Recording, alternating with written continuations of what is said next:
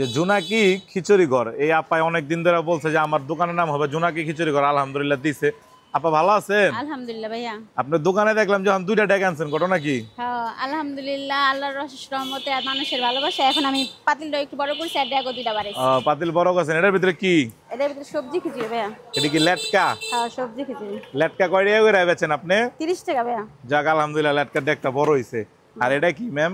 এটা হচ্ছে ভুনা খিচুড়ি এটার ভিতরে ভাই ভুনা খিচুড়ি। ভর্তা দিয়া। এটা কি ভর্তা? এটা কয় টাকা? 30 টাকা। দুটোটাই 30? হ্যাঁ। মানে একটা অপশন রাখছেন যে যে যেটা খাইতে মনে চায় খাইতে পারবো। যে যেটা খাইতে। যাক, এই যে খিচুড়ি আপার দোকানের নাম দিছে জোনাকি খিচুড়ি। বিসমিল্লাহির রহমানির রহিম। আসসালামু আলাইকুম।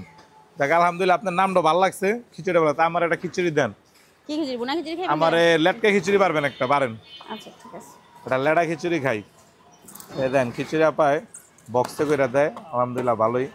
আর এটা আমার বড় বোন, তোমরা দেখতে রাখো আমার বড় বোনের যারা আইবা কেরানীগঞ্জ জোড়া ব্রিজ, বড় বোনের নাস্তা খাইব অনেক।